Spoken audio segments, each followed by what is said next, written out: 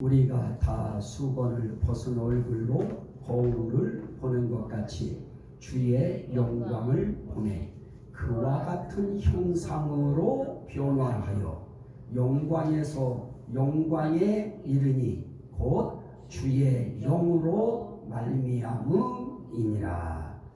아멘. 자, 이제 우리 성도들은 머릿속에 그 어떤 틀이 이렇게 이제 잡혔을 겁니다. 성령이 하시는 일이 무엇인가? 성령이 하시는 일 가운데 가장 귀한 일이 있다고 하면 새 사람이 되게 하시는 일이다. 그러면 새 사람이 대체 뭐냐? 그 새 사람을 하나님의 자녀라고 부른다. 그러면 하나님의 자녀는 대체 무슨 유익이 있느냐? 하나님의 자녀는 하나님의 상속자다. 그러면 하나님의 상속자라고 할 때 대체 뭘 상속할 것인가? 그 부분에 우리는 지금까지 예수 그리스도의 영광을 얻게 하려 함이라 라고 하는 말씀을 봤었죠.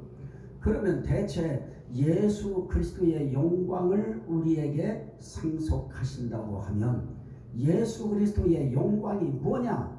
이렇게 말할 때 우리 대체 예수의 영광이 뭘까요?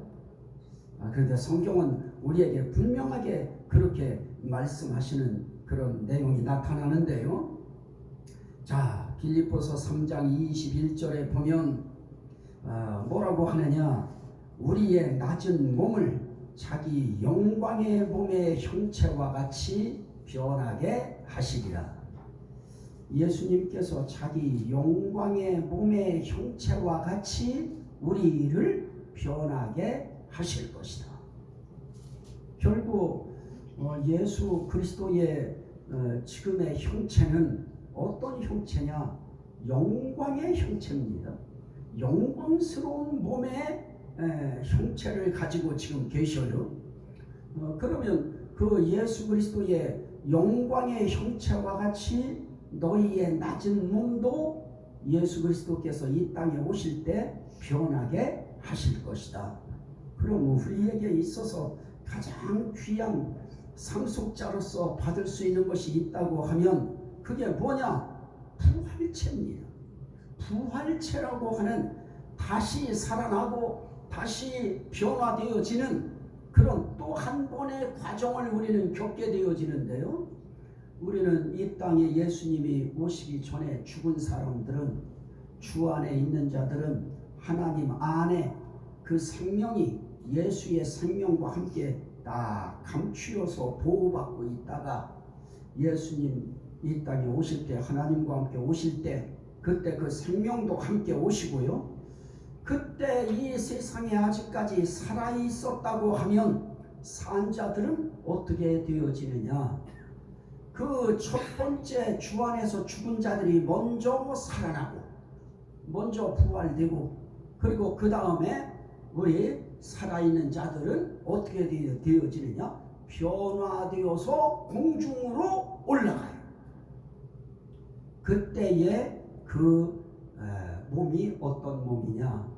예수님의 영광의 몸의 형체와 같은 영광의 몸이다. 그래서 우린 상속받을 그 아주 귀한 상속 중에 하나가 부활체라고 하는 영광의 부활체를 우리가 상속받게 되어집니다. 그런데 이제 그 사실에 대해서 우리는 이제 알았어요. 그런데 이제 문제는 우리가 지금 성령론을 이야기하면서 성령에 대해서 말씀을 나누면서 지금 이 상속자에 대한 이야기까지 들어왔고 또 부활이라고 하는 문제까지 우리가 들어왔는데, 이런 일을 할 때에도 결국 누가 하시느냐? 오늘 말씀에 읽은 말씀에 보면 그와 같은 형상으로 변화하여 우리가 주의 영광을 볼 겁니다. 그런데 그 주님과 같은 형상으로 우리가 변화될 것이다. 그래서 우리는 어떻게 되어집니까? 그와 같은 형상으로 변화하여 영광에서 영광에 이르니. 이게 중요합니다. 그래서 우리는 영광을 상속받는다고 할 때 우리 영광을 입어요. 우리 영광에서 영광으로, 영광에서 영광 안으로, 영광에서 영광이라고 하는 그 속에 우리가 들어가 있게 되어질 수밖에 없도록, 영광에서 영광에 이르도록, 그 중요해요. 영광에서 시작해서 영광에 도착하는 거예요. 그러면 결국은 우리는 영광의 몸으로 우리를 변화시키셔서 우리로 하여금 예수 그리스도를 보면서 항상 예수 그리스도와 함께 살 수 있도록 하시는 것, 이것이 우리가 상속받을 수 있는 상속 가운데 굉장히 중요한 부분인데요. 자, 영광에서 영광으로. 자, 이 단어가 중요하죠. 영광스럽지 않은 것은 수치스러운 거예요. 부끄러운 것이죠. 그러나 영광스러움에는 부끄러움 없어요. 수치스러운 거 없어요. 흠 없습니다. 티 없습니다. 주름 잡힌 거 없습니다. 아무 얼룩도 없습니다. 완벽한 영광입니다. 그래서 그 영광에 대해서 해석할 때 여호와의 영광 곧 하나님의 아름다움을 보리로다 라고 이사야서 35장에 말씀하신 말씀처럼 영광은 아름다움인데요, 결국은 우리를 그렇게 아름다운 형상으로 변화되게 하신다. 그러면 이제 우리가 오늘을 살면서 대체 나의 아름다움이 얼마나 아름다운 것일까 라고 하는 궁금증은 우리에게 있을 것입니다. 그거는 이 땅에서 우리가 가장 예쁘고 멋있고 잘났다고 할 때보다 더 아름답고 더 멋지고 흠없고 아주 그런 상태, 그걸 영광이라고 그래요. 그래서 영광이라고 할 때 그건 한자를 쓸 때에도 빛광자가 뒤에 들어가요. 영화로운 빛이라고 하는 빛이 들어가요. 그래서 기이한 빛에 들어가게 하신 이의 덕을 선전하게 하려 함이니라. 그러는데 우리는 영광 속에 들어갔다고 할 때 그 영광 속에 무엇이 있느냐? 빛이 있어요. 그래서 빛나는 영광이에요. 빛이 있는 영광. 그래서 우리의 앞으로 그 예수 믿는 사람들, 지금 타 종교도 마찬가지입니다. 다른 종교들도요, 이 구원관 문제 때문에 막 사람들이 그냥 자살 특공대에 자원도 하고요, 이렇게 하는 이유가 그 세계가 아름다운 세계가 자기들 세계도 있다고 믿는 거예요. 그런데 우리에게 말씀하시니 하나님의 이 영광스러운 그 세계는 다른 그 어떤 그 무엇도 흉내낼 수 없는 그런 세계인 것입니다. 그래서 영광에서 영광에 이르러요, 절대로 여러분들을 초라하지 않습니다. 여러분들의 사후세계는 초라하지 않아요. 정말 아름다운 세계고요, 여러분 자체가 아름다워요. 예수님이 아름답듯이 여러분 자체가 아름다울 것이고요, 그것은 영광에서 영광에 이르는 거예요. 그건 결국은 영광으로 가는 겁니다. 그래서 우리는 그런 일을 생각하면 그 세계 가는 거에 대해서 불만 없지요.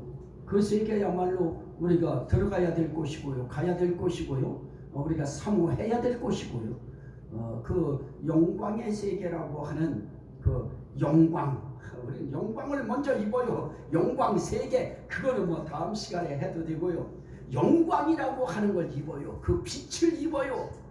아름다움을 입어요. 그래서 이 세상 그 어떤 단어로 하나님의 영광을 표현할 길이 없어서 여호와의 영광 곧 그의 아름다움을 보리로다 그래요.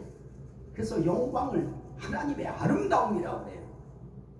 그러면 하나님의 그 아름다움이 우리가 생각하듯이 어느 정도 것의 아름다움일까요? 그렇지 않습니다.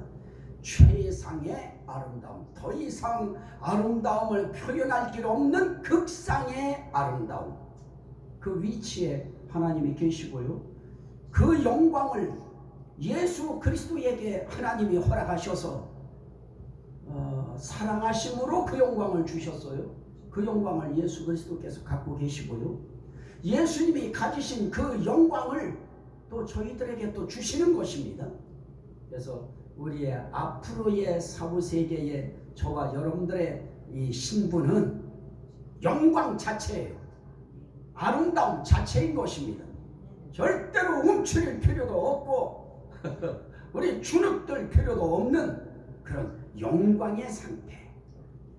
성경은 그렇게 오늘 말씀하고 있습니다.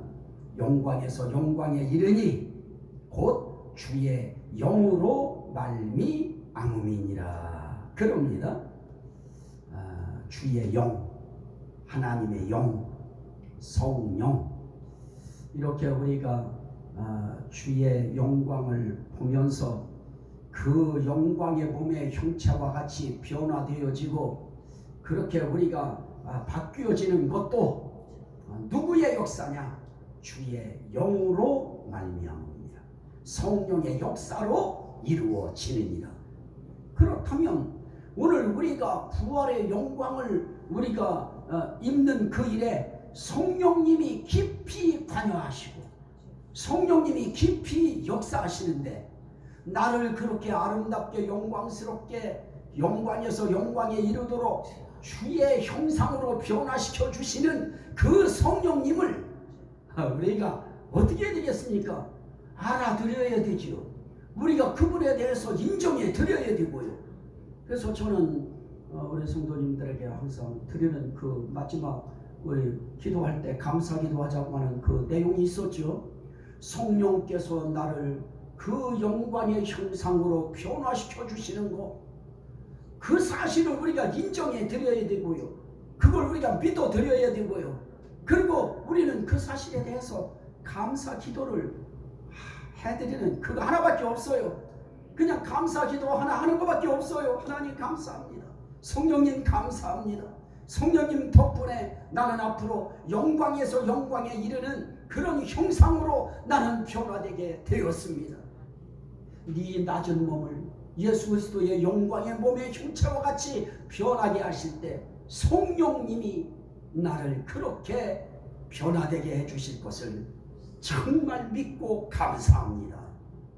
그분의 하실 일에 대해서 우리가 인정해드리고 믿어드리고 알아드리고 그거에 대해서 우리가 인정해드리고 그게 무엇입니까? 시인하는 것입니다. 그래서 하나님 앞에서 나와 내 말을 부끄러워하면 나도 하나님 아버지와 천사들 앞에서 저를 부끄러워하리라. 그러나 너희들이 나를 인정하고 시인하면 나도 너희를 시인하리라. 우리는 하나님 앞에 지금 신앙생활 하는 것이 뭘까요? 교회 와서라도 우리는 하나님의 하신 일에 대해서 시인하고 인정해 드리는 것입니다.